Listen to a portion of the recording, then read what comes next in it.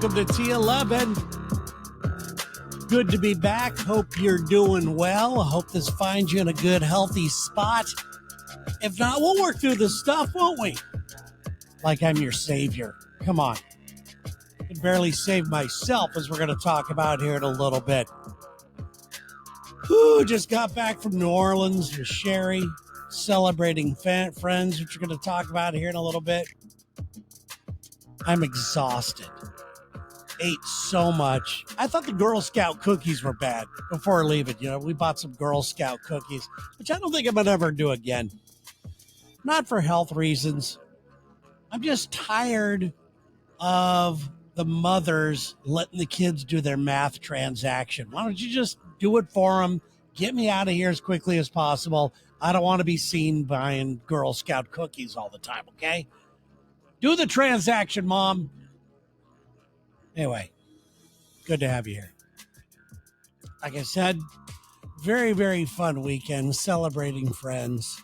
The whole weekend was celebrating friends, not just in New Orleans. And I'm going to turn this off because it's bothering me. Hold on. Boom. There you go. Okay.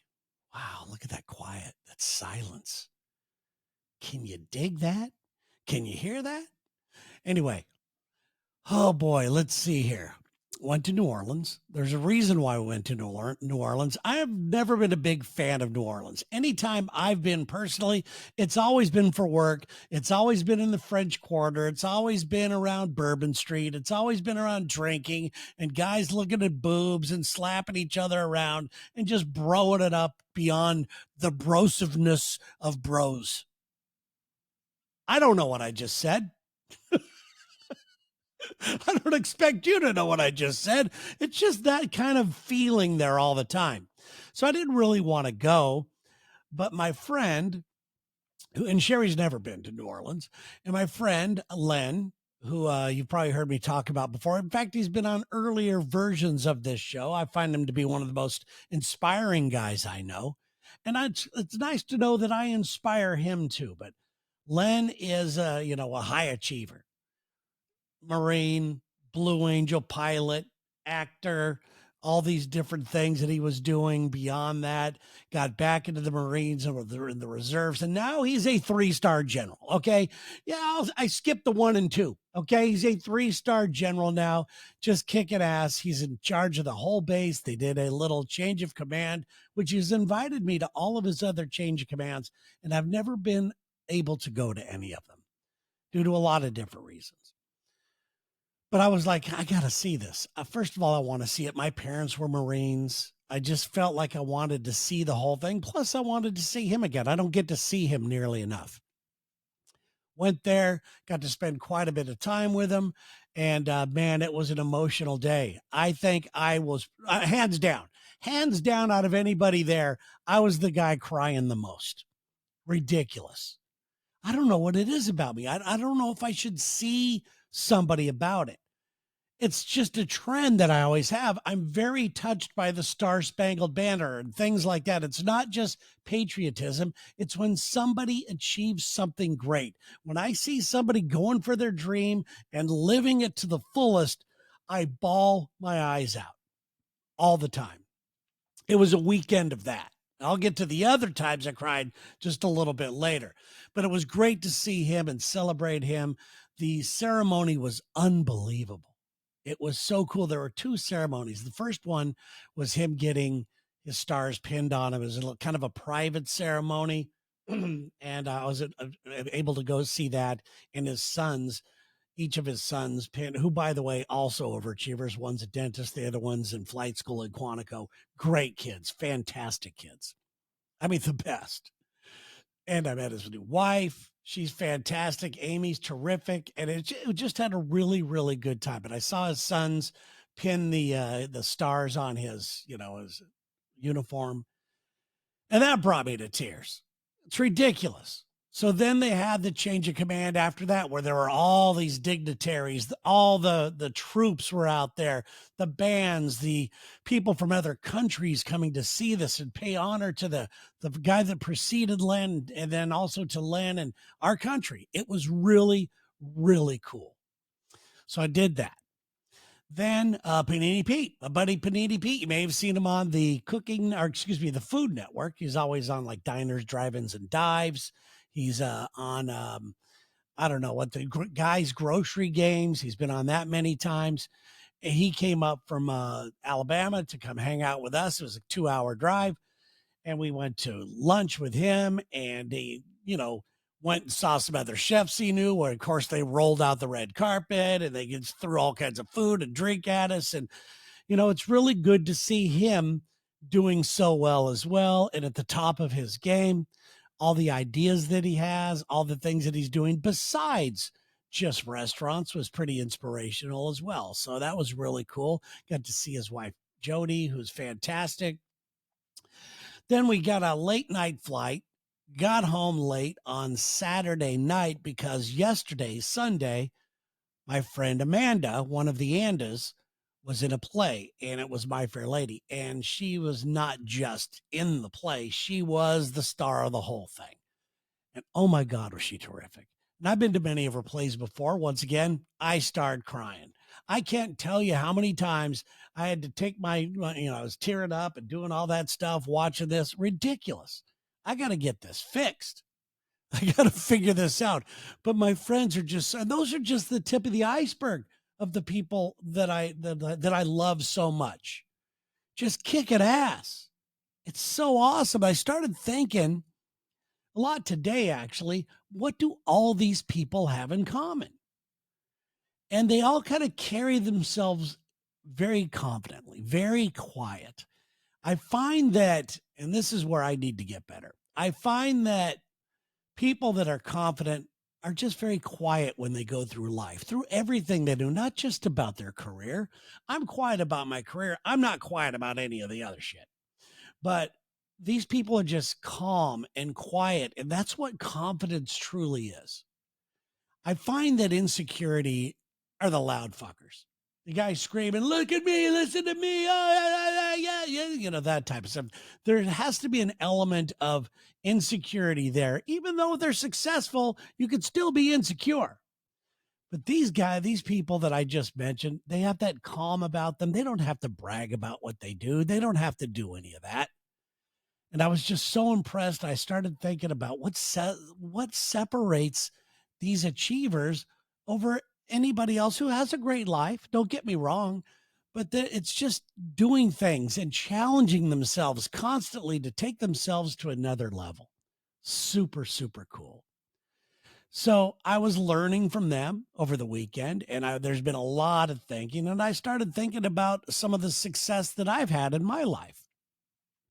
And I believe the only success, and I'm not going to talk about confidence or insecurity here.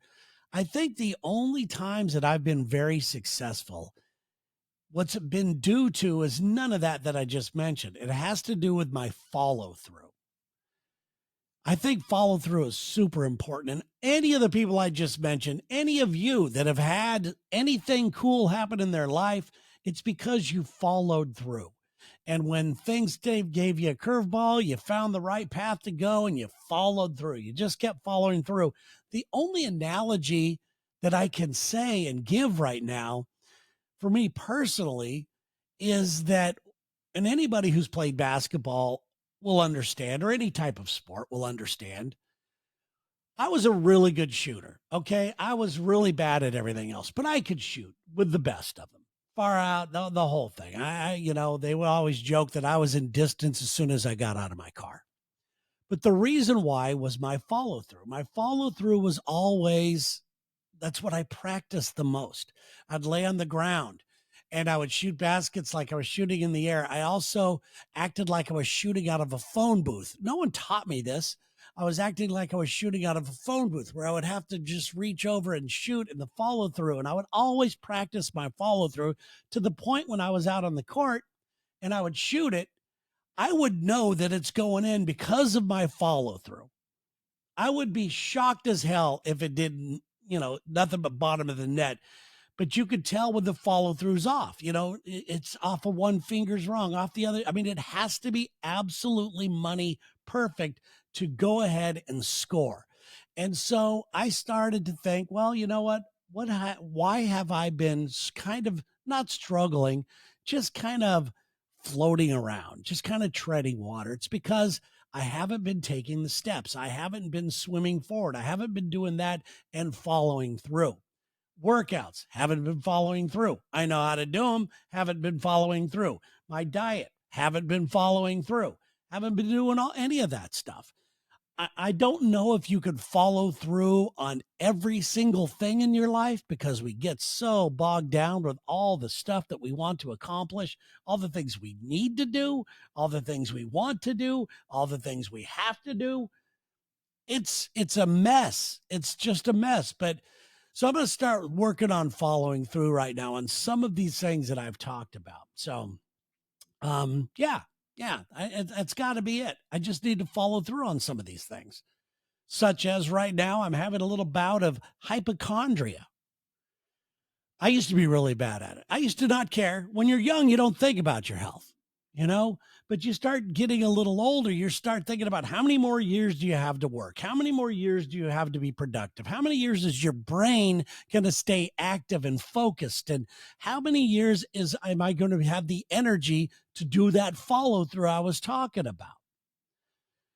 But lately, I've been kind of hampered with this sore back that's been off and on for 3 months. So, of course, I Google it. It's cancer, of course. It could be. It could be. I haven't had it looked at yet, but it's, chances are it's a skeletal thing because it goes away and comes back. I mean, it's horrible to think about that, even to say that. I don't want to do it. I was saying it in a joking manner as I'm knocking on wood and everything else. I think you can hear me tap dancing right now about why would you say that? No, when you Google it, that's what it always says. It says could be this, could be that, could be the other thing, and it's a sore back. I cut my lip right now. If you see that, I've got all these little things. I got this blood vessel that popped on my arm. Of course, but luckily I'm going to see my dermatologist tomorrow. I don't want to spend all day at the doctors. I don't want to spend my entire life at the doctors. I don't want to think about the doctors. I don't want to think about any of that. Okay. So I remember when I was the most hypochondriac in my life. I know that's not a word, but I was thinking when I was filled with most of that in my life, I would go online all the time. That WebMD is a bad thing, guys. That WebMD is a bad thing. Then I started talking to friends and they'd tell me to stay away from it. Doctor friends told me to stay away from it. Come on, dude. Things like that. I used to be really, really bad, and especially right now, I think it's kind of ramping up a little bit just because a couple of injuries I can't shake, little things like that. And I also have some friends and family members who are struggling with their health as well. And it really hurts me. And I don't think, oh, I have what they have or anything like that. It just really makes me concerned. And I see the worry in their face, even though they're trying to hold it up like a champion. I know they're scared. I know that aging scares people. Aging is a thing. And a lot of the stuff that I'm feeling personally right now, the lack of being able to work out, the fact that I have to wear glasses all the time, the this, the that, it's all aging. It's all aging. Ain't nothing you could do about it. There's nothing you could do about it. So one of the things that I've used to get rid of this hypochondria that I had in my life and that I still do from time to time, I would say that I was at my highest of being almost just out of my mind with it. I'd say I was about 70%. It was rough. It was rough. And then I used a lot of gratitude to knock it down. Listen, I'm very grateful for where I am right now. I'm very grateful for the life that I've had. I'm very grateful for any of the stuff right now. I'm very grateful for feeling well today. I remind myself that. It's very, very easy thing to do when you start feeling like your world's caving in, your health and your options and everything else. Gratitude goes a long way with easing your mind. I know it does me. So it might be something you'd like to try, and I use it to flip the feeling all the time. Um, but today I might be having some concerns and I keep thinking about, okay, Other things to besides gratitude, what are other things I could do? It could be concerns about health, could be concerned about your career, money, this, that, the other thing. Sherry's job, they were having some layoffs, and she was concerned that she might be one of those since she was the last person hired. There's all kinds of things. People have stuff like this happening all the time. I just got to remind yourself that you're okay. You're okay. I'm okay today. Even though I have a sore back, I'm okay today. Today, I'm okay. This second, I'm okay. I am talking to you. I'm doing a podcast. I'm doing all the stuff. I just went downstairs, had coffee, going to go to the gym, get on the treadmill here in a little bit. I am okay. Okay. Could be about money, whatever it is you wanted, but just remember you're okay today. And then why worry about it? Deal with it when it isn't okay anymore. Just deal with it when that happens. Then you're going to have to handle it. Then you're going to have to step up and handle it. You're going to have to step up and get a second, third job. You're going to have to step up, get a new job. You're going to have to step up, get a divorce. You're going to have to step up, get a surgery, whatever it is. You're going to have to step up. You're going to have to step up at multiple times in your life, but don't worry about them until you get there. Why would you just drive yourself badass crazy until you get there? All right. Why ruin an okay day, but basically, why would you do that? Right, guys, it's very good to be back here. Thanks for being here for T11. I appreciate you. Kind of a shorter one today. I'll be back later this week. I'll let you know what happened at my dermatologist. You don't care. And you know what? I'm trying not to really care as much either. It's just, it is what it is, guys. It is what it is. And you can only enjoy the moment you have right now. I know that sounds cliche. Pretty damn true, though. It's pretty damn true. I love it when I see quotes from people like in the 1800s, the 1700s, and things like that. I love seeing their quotes that are basically saying this right now. Only modern day people, you know how I feel about the modern day self-help world. All these other douchebags are just going around saying what they said, trying to put their spin on it, saying it online in their bikini. Lame motherfuckers. All right, guys. Talk to you later.